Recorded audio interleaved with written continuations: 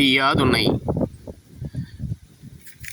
கரடு முரடு தட்டுவதும் எங்கள் ஐயா காவலவர் கிட்ட வந்து சிவ சிவ சிவ சிவா அரகரா அரகரா. ஐயாவின் அன்பு குடிமக்கள் அனைவருக்கும் வணக்கம். கரடு முரடு தட்டுவதும் எங்கள் ஐயா காவலவர் கிட்ட வந்து சிவசிவா அரகரா அரகரா.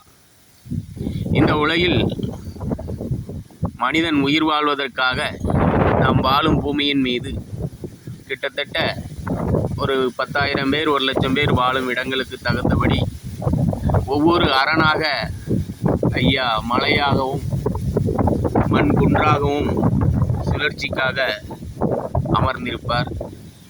அப்படி அந்த மலையும் குன்றும் உயரமாக இருப்பதனால்தான் நமக்கு காற்று சுழற்சியாக அதை சுற்றி மரங்கள் தோன்றி சுத்தமான சுழற்சி அடிப்படையில் நாம் சுவாசித்து நல்லபடியாக வாழ்ந்து கொண்டிருக்கிறோம்.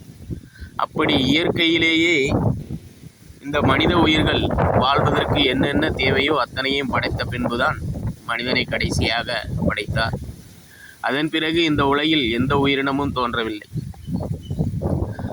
அப்படி மனித உயிர் வாழ்வதற்கே ஒவ்வொரு குன்றுகளை காவலாக வைத்திருந்த கடவுள் இந்த மனிதன் இயற்கையில் விளையும் பயிர்களையும் அனைத்தையும் உண்டு வாழ்வதற்காக பலவித அரண்களை உருவாக்கினான். அதே போலத்தான் ஒரு விவசாயம் செய்தாலும் சரி, ஒரு தொழிற்சாலை இயங்கினாலும் சரி, ஒவ்வொன்றுக்கும் காவல் அரண் உருவாக்குவார்கள். வீடு கட்டினால் கூட சுற்றி காவலருக்கு சுவர் எழுப்பிய பின்புதான் மேலே கூரை எழுப்புவோம். அதுபோல இன்னும் இந்த உலகம் எவ்வளவுதான் அதிகாரத்தை ஒரு மனிதனுக்கு கொடுத்தாலும், குறிப்பாக சொல்ல போனுமென்றால் இந்த உலகத்தில் நம்மை ஆண்டு கொண்டிருக்கிற முதலமைச்சர் முதல் பிரதமர் வரை, குடியரசுத் தலைவர் வரை, அவர்களுக்கு எவ்வளவோ அதிகாரம் இருந்தாலும் சரி, அவர்களை காக்க வேண்டுமென்றால் ஒரு காவலர்கள் தேவை. இவர்கள் எவ்வளவு நல்ல திட்டங்கள் போட்டாலும் சரி, அதேபோல் மனித குலத்தை சீரழிக்கும் திட்டங்களாக போட்டாலும் சரி, இந்த காவலர்கள் சத்தியத்தை மீறிவிட்டால் அவர்கள் வாழ்க்கை முடிந்துவிடும். அவர் என் உயிரில் நாராயணர் தான் இருக்கிறார், உங்கள் உயிரிலும் நாராயணர் தான் இருக்கிறார் என்கிற ஆணவத்தில் நாம் அந்த காவலர் என்கிற பொறுப்பை ஒருவருக்கு கொடுத்திருக்கிறோம். அந்த காவலர் வந்து உன்னுடைய செயல் தவறாக இருந்து மிகவும் கொடுமையாக இருந்தால் சத்தியத்தை மீறி இந்த மக்களை காக்க வேண்டும் என்றாலும் கூட காத்து விடலாம். அந்த அளவுக்கு ஐயா காவலர்களுக்கு ஒரு உன்னதமான ஒரு வரியை கொடுத்திருக்கிறார். கரடு முரடு தட்டுவதும் எங்கள் ஐயா காவலவர் கிட்ட வந்து சிவசிவா சிவசிவா அரகரா அரகரா. இப்படி இந்த உலகம் தருமுகம் மாற்ற வேண்டுமென்றால் 50% மக்களுடைய பங்கும் 50% ஐயாவுடைய பங்கும் இருக்கும். அதே போலதான் இந்த பூமியில் நமக்கு தேவையானதை விளைவிக்க வேண்டுமென்றால் அந்த பூமியை பண்படுத்தி உழுது அதில் விதைகளை நமக்கு எவ்வளவு மக்களுக்கு தேவைப்படுமோ அவ்வளவு விதைகளை தூவினால்தான் 50% உழைப்பை நாம் கொடுத்தால்தான் 50% இயற்கையாகவே நாராயணர் நமக்கு பலன் தருவார். இப்படி எந்த வேலையின் என்றாலும் சரி, நாம் பார்க்கும் வேலைக்கு அந்தந்த இடத்துக்கு சென்று நாம் 50% உழைப்பை கொடுத்தால்தான் இயற்கை 50% உழைப்பை கொடுத்து 100% நமக்கு பலன் தரும். அதற்காகத்தான் ஐயா இப்படி கொடுத்திருக்கிறார். கரடு முரடு தட்டி பதியேறுவதும் அங்கள் ஐயா காவலவர் கிட்ட வந்து சிவசிவா சிவசிவா அரகரா அரகரா. இப்படி இந்த அடியை பார்த்தீர்கள் என்றால் இந்த உலகில் இப்பொழுதெல்லாம் அறிவுரை கூறுகிறேன் என்று மத குருமார்களும், உங்களுக்கு பெயர் சொன்னால்தான் புரியும். அதாவது இந்து மதத்தை போதிக்கிறேன், அறிவுரை சொல்லுகிறேன் என்று எத்தனையோ குருமார்கள் இயக்கங்களை நடத்தி கொண்டிருக்கிறார்கள். அதேபோல் கிறிஸ்தவ மதத்தை போதிக்கிறேன் என்று ஒவ்வொரு சர்ச்சுக்கும் போதனைமார்கள் இருக்கிறார்கள். அதேபோல் முஸ்லீம் மதத்திற்கும் போதனைமார்கள் இருக்கிறார்கள்.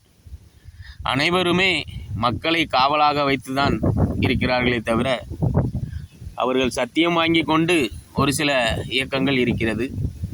ஆனால் இந்து மதம்தான் சத்தியம் இல்லாமல், அந்த காவல் அமைப்பு இல்லாமல் ஒவ்வொருவரும் கொள்ளையடித்து கொண்டு அவர்கள் வாயினால் அறிவுரை கூறி எந்த ஒரு உழைப்பும் இல்லாமல் வாழ்ந்து கொண்டிருக்கிறார்கள். அவர்களை மாற்ற வேண்டும் என்றாலும் கூட மக்கள் 50% நினைத்தால்தான், மனதில் நினைத்தால்தான் இயற்கையும் நினைக்கும். ஆனால் நாம் அவர்களை கடவுள், தெய்வம் என்றெல்லாம் மதித்து அவர்களை நெருங்கவே பயன்படுகிறோம்.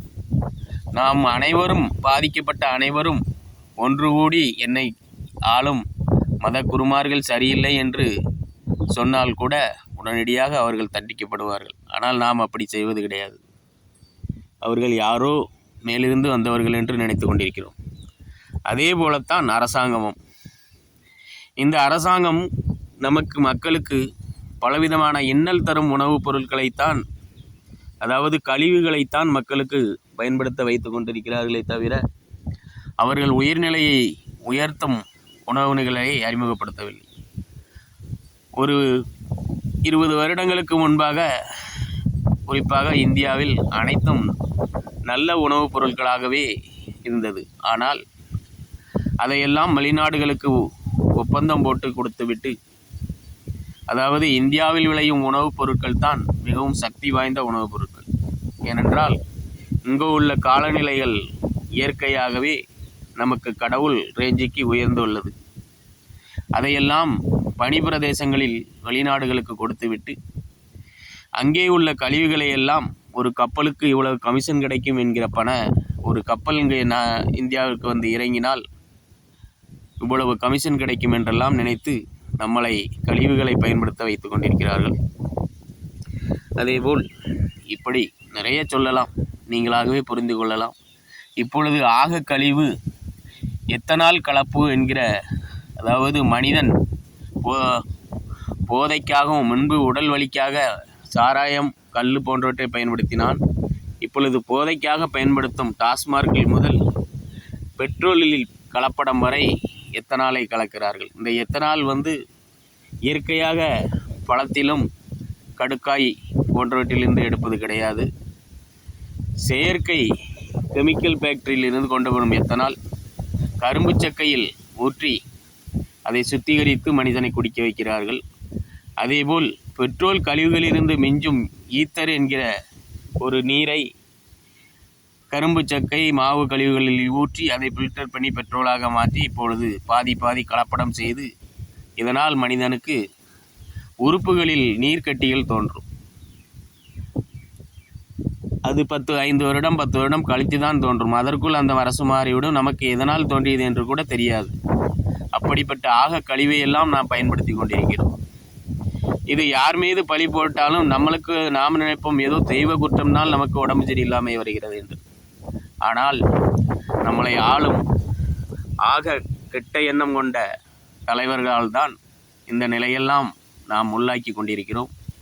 நாம் ஒன்று சேர்ந்து குரல் கொடுக்க உங்களால் முடியுமா? நம்மளை ஆளும் தலைவர்கள் நீங்க வேண்டும், அவர்கள் அழிய வேண்டும் என்று முடியாது. ஏனென்றால் அவன் ஒரு சொல்வான், இவன் ஒரு சொல்வான். அதனால்தான் அவர்கள் நம்மளை ஒன்றும் செய்யாது என்று உங்களுக்கு மேலும் மேலும் பலவித இன்னல்களை செய்து கொண்டிருக்கிறார்கள். அடுத்தபடியாக, கரடு முரடு தட்டி பதியேறுவதும் எங்கள் ஐயா, கன்னியாகுமரிக்கு வடக்கே பதியேறுவதும் எங்கள் ஐயா, சிவசிவா சிவசிவா அரகரா. இந்த உலகத்துக்கெல்லாம் சக்தியான பூமி கன்னியாகுமரி, அதாவது தென்மேற்கு மலைத்தொடர்ச்சி என்பார்கள். அதனுடைய முனைதான் கன்னியாகுமரி, சக்தியின் பூமியாக ஆரம்பிக்கப்பட்டது.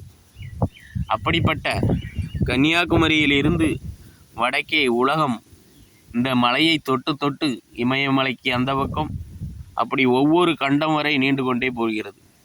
அத்துணைக்கும் ஐயா ஒவ்வொரு நிலைகளிலும் ஐயா நாராயணராகத்தான் பதியேறுகிறாரே தவிர இந்த உலகில் வேறு எந்த சக்தியும் கிடையாது என்பதை அறிவுறுத்தியிருக்கிறார். நாடால் வாரப்பதியில் கூட்டுவதும் எங்களையா, நல்லதொரு சிங்காசனம் இருந்து அரசால வருவதும் எங்களையா. சிவ சிவ சிவ சிவா அரகரா அரகரா. இப்படி ஒவ்வொரு நிலைகளிலும் மக்களுக்கு சேவை செய்கிறேன் என்று சொல்கிற திருடர்களை எல்லாம் மக்கள் நினைத்தால், ஒன்று போல நினைத்தால், ஒரே அமைப்பாக உருவாக்கி இந்த உலகில் நல்ல சிந்தனையுடைய, நாராயண சிந்தனையுடைய ஒரு நல்ல இயக்கத்தை உருவாக்க முடியும். அதன் மூலம் உங்களுக்கு நல்வாழ்வு கிடைக்கும் என்பதை அறியவே ஐயா புகைப்படிப்பு மூலம் உணர்த்தி வருகிறார். மீண்டும் நாளை சந்திக்கலாம். எவ்வளவு விரைவில் தர்மயுகம் மலர வேண்டும் என்று நீங்கள் நினைக்கிறீர்களோ அதற்குப்படி இந்த ஐயாவுடைய இயற்கை பேராற்றலை மற்றவர்களுக்கும் உணர்த்தினால் சீக்கிரம் மலரும் ஐயாவோடு.